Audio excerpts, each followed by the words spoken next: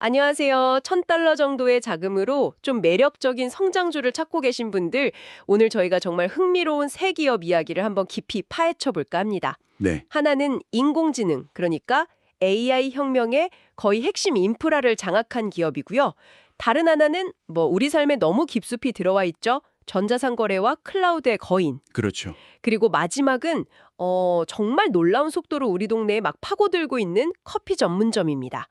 오늘 이 세 기업을 통해서 기술 인프라, 기술의 응용, 그리고 순수 소비재 성장, 이 각기 다른 성장 방정식을 한번 같이 풀어보는 시간이 될 것 같습니다. 네, 이 세 기업을 이렇게 나란히 놓고 보면 정말 재밌는 대비가 돼요. 각각 전혀 다른 방식으로 성장이라는 목표에 접근하고 있거든요. 아, 접근 방식이 다르군요. 네, 하나는 AI라는 새로운 금강에서 가장 필수적인 곡괭이와 삽을 독점적으로 공급하는 전략이죠. 네네. 다른 하나는 이미 가진 거대한 제국에 그 기술을 적용해서 효율을 극대화하고 또 그 기술 자체의 판을 키우는 전략이고요.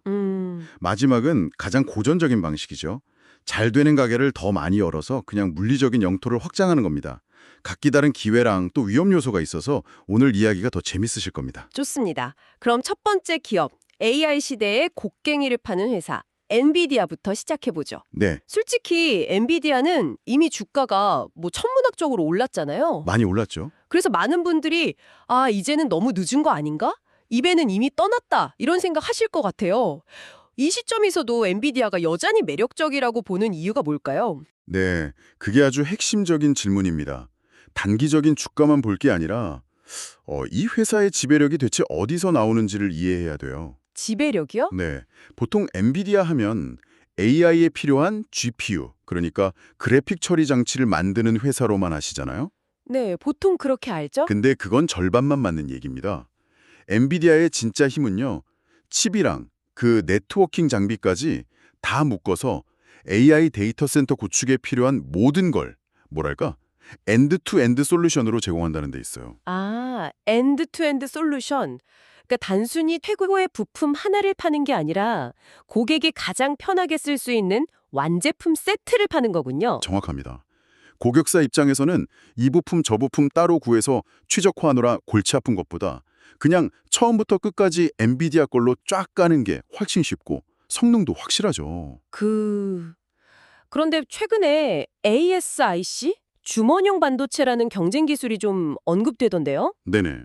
특정 작업에만 최적화된 칩이니까 어떻게 보면 엔비디아 GPU보다 더 효율적일 수도 있겠다 싶거든요.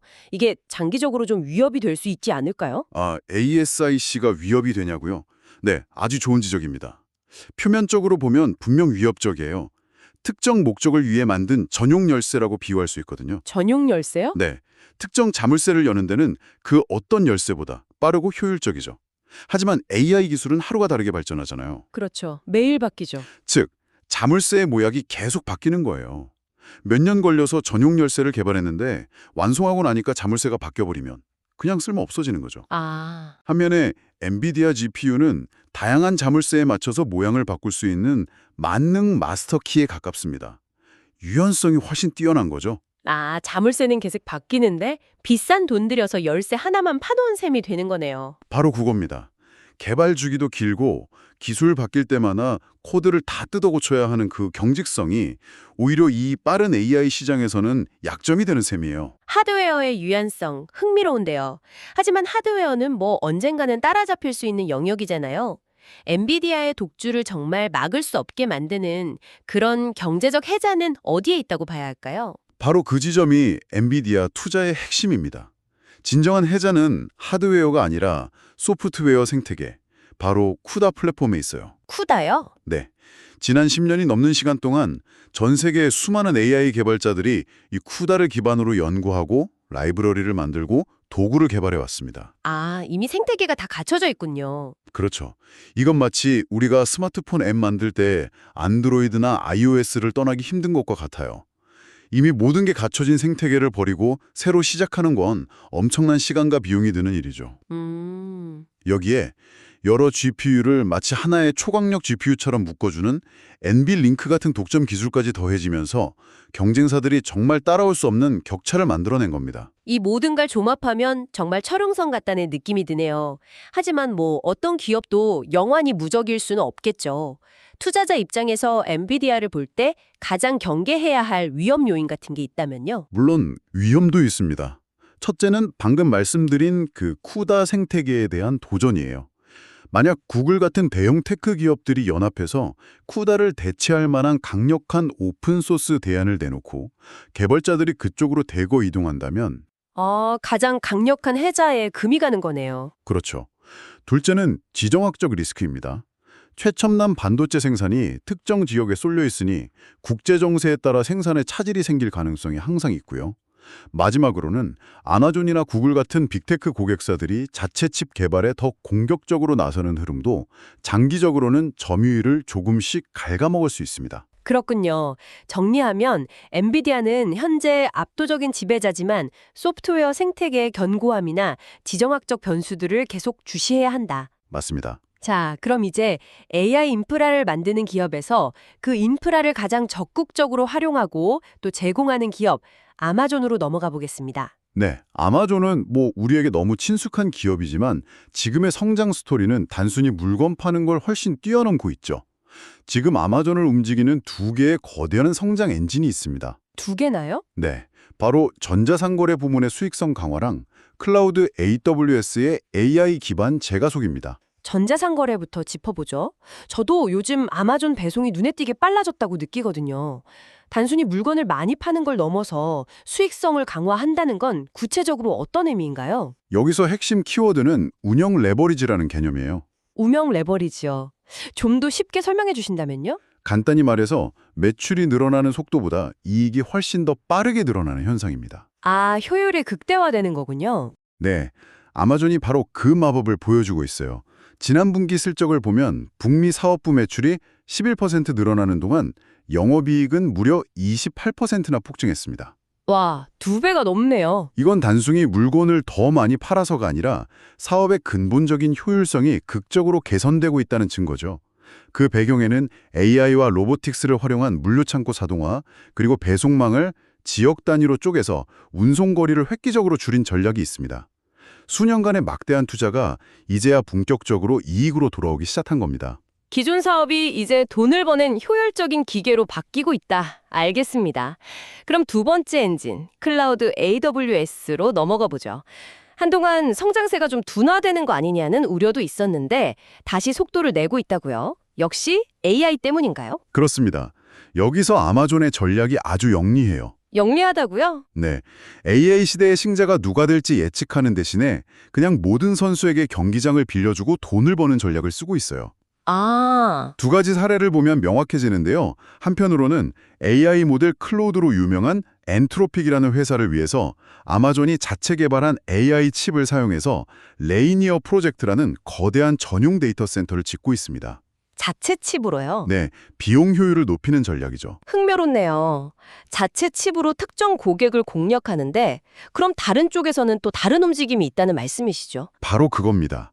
다른 한편으로는 챗GPT의 아버지 오픈 AI랑 무려 7년간 380억 달러의 계약을 맺었어요. 380억 달러요? 네, 오픈 AI가 필요로 하는 그 막대한 컴퓨팅 파워를 이번엔 엔비디아의 GPU를 사용해서 공급해 주는 거죠.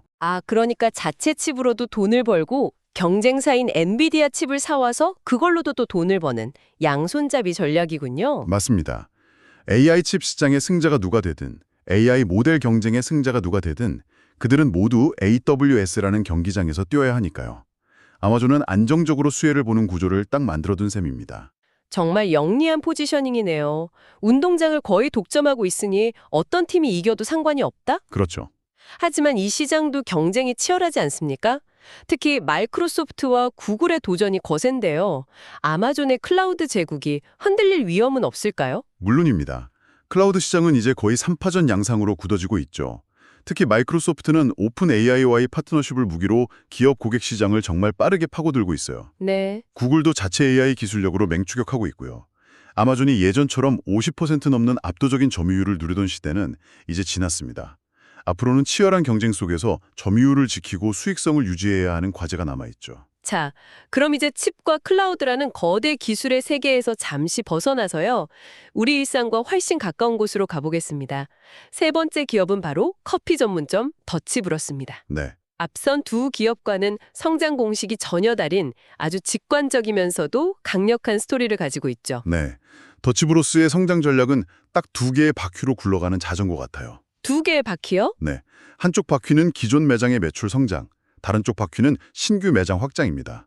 이 두 바퀴가 아주 조화롭게 그리고 굉장히 빠르게 굴러가고 있습니다. 그럼 첫 번째 바퀴, 기존 매장 매출 성장부터 자세히 보죠. 이미 있는 가게에서 어떻게 매출을 더 끌어올리고 있다는 건가요? 단순히 커피를 더 많이 파는 것 이상의 뭔가가 있을 것 같은데요. 물론입니다. 모바일 주문 앱 같은 것도 도입하고 브랜드 마케팅도 강화하고 있지만 지금 가장 주목해야 할 잠재력은 바로 따뜻한 음식 메뉴의 도입입니다. 음식이요? 커피숍에서요? 네.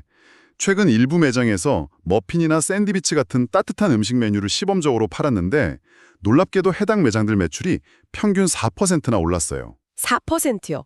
언뜻 들으면 그렇게 큰 숫자인가 싶기도 한데요.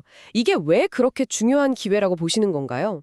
이 4%라는 숫자를 더 큰 그림 안에 놓고 보면 그 잠재력이 어마어마하다는 걸 알 수 있습니다. 더 큰 그림이라면요? 경쟁사인 스타벅스의 경우 전체 매출의 약 20%가 음료가 아닌 음식 판매에서 나옵니다. 20%나요? 네, 즉 커피 사러 온 고객들이 자연스럽게 아침이나 점심까지 해결하면서 훨씬 더 많은 돈을 쓰고 간다는 거죠.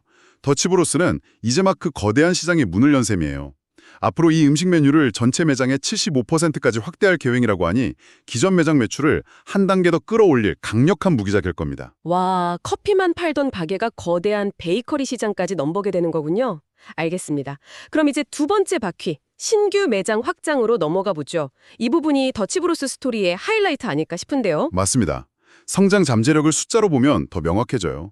현재 더치브로스 매장 수가 미국 전역에 1,100개가 채 안 됩니다. 네. 그런데 회사의 중기 목표는 2029년까지 2029개, 장기적으로는 미국 내에서만 7,000개까지 확장할 수 있다고 보고 있습니다. 7,000개요? 네, 아직 가야 할 길이 한참 남았다는 뜻이고 거꾸로 말하면 그만큼 성장할 공간이 무궁무진하다는 의미죠. 그런데 보통 그렇게 빠르게 매장을 늘리다 보면 막대한 자금이 필요하고 그 과정에서 빚을 많이 지게 되지 않나요?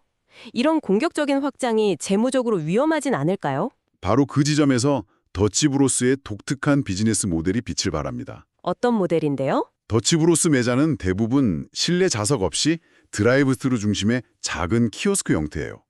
덕분에 매장 하나 여는 데 드는 초기 투자 비용이 스타벅스 같은 대형 매장보다 훨씬 적고 투자금 회수 기간도 매우 빠릅니다. 아, 그리고 가장 중요한 포인트는요. 이렇게 투자금 회수가 빠르기 때문에 신규 매장을 여는 데 필요한 자금을 은행에서 빌릴 필요가 없어요. 회사가 영업으로 벌어들인 잉여 현금 흐름만으로 모두 충당할 수 있다는 겁니다. 와. 그러니까 외부 돈을 빌리지 않고 스스로 번 돈만으로 계속 영토를 확장할 수 있는 일종의 자체 성장 엔진을 갖췄다는 말씀이시군요. 네, 바로 그겁니다. 성장의 안정성이 매우 높은 거죠. 정말 대단하네요. 하지만 이런 급격한 성장에 따르는 위험은 없을까요? 예를 들어 매장 수가 막 늘면서 예전 같던 친절한 서비스나 커피 맛이 변질될 수도 있고 브랜드 이미지가 흐려질 수도 있잖아요. 정확한 지적입니다. 재무적 리스크는 낮지만 실행의 리스크는 분명히 존재하죠. 수백 개일 때 유지되던 그 특유의 친절하고 활기찬 문화가 수천 개 매장으로 확장되었을 때도 똑같이 유지될 수 있느냐. 이게 더치브로스가 앞으로 풀어야 할 가장 큰 숙제입니다. 그쵸. 모든 매장에서 일관된 품질과 서비스를 제공하는 데 실패하면 빠른 성장은 오히려 독이 될 수 있습니다. 자, 그럼 오늘 나눈 이야기를 종합해보죠. 우리는 오늘 $1,000라는 투자금을 가지고 전혀 다른 세 가지 성장 스토리를 살펴봤습니다. 엔비디아는 AI라는 거대한 기술 혁명의 흐름 속에서 대체 불가능한 핵심 인프라를 장악하는 방식이었고요. 네, 아마존은 이미 구축한 거대한 전자상거래 제국에 기술을 더해서 효율성을 극대화하는 동시에 AWS를 통해 차세대 기술의 판 자체를 키우며 성장하는 이중 엔진 전략을 보여줬습니다. 그리고 마지막으로 더치브로스는 탄탄하고 효율적인 비즈니스 모델을 바탕으로 빚 없이 스스로의 힘으로 물리적인 영토를 빠르게 넓혀가는 가장 고전적이면서도 강력한 성장 방식을 증명하고 있었네요. 네, 최종적으로 정리하면 이 세 기업은 기술의 최전선, 거대 플랫폼의 진화, 그리고 소비자의 습관이라는 시장의 각기 다른 영역에서 성장이 어떻게 만들어지는지를 보여주는 훌륭한 사례들입니다. 네. 여러분의 투자 성향에 따라 높은 위험을 감수하더라도 폭발적인 기술 성장의 과실을 누릴지, 아니면 검증된 거인의 안정적인 효율화에 투자할지, 혹은 우리 눈에 보이는 꾸준한 확장에 동참할지를 고민해 볼 수 있는 좋은 렌즈를 제공하죠. 오늘 정말 흥미로운 관점들을 많이 얻어가는 것 같습니다. 저도 즐거운 시간이었습니다. 마지막으로 청취자 여러분께 생각해 볼 만한 질문 하나를 던지면서 마무리하고 싶은데요. 네, 어떤 질문인가요? 오늘 우리는 엔비디아와 아마존이 이끌어갈 AI와 자동화의 미래, 그리고 더치브로스라는 지극히 사람 중심적인 비즈니스의 성장을 함께 봤습니다. 여기서 이런 질문을 던져볼 수 있을 것 같아요. 기술이 모든 것을 효율화하는 주장이죠. 커피 한 잔을 건네는 바리스타의 따뜻한 미소와 친절한 서비스라는 가치는 과연 어디까지 확장될 수 있을까? 그 인간적인 느낌이라는 것이 과연 7,000개의 매장에서도 똑같이 복제될 수 있을까? 아니면 결국 엔비디아와 아마존이 만드는 기술이 이런 인간적인 경험마저도 언젠가는 재편하게 될까? 기술과 인간의 상호작용이라는 관점에서 한 번쯤 생각해 볼 만한 흥미로운 질문인 것 같아요.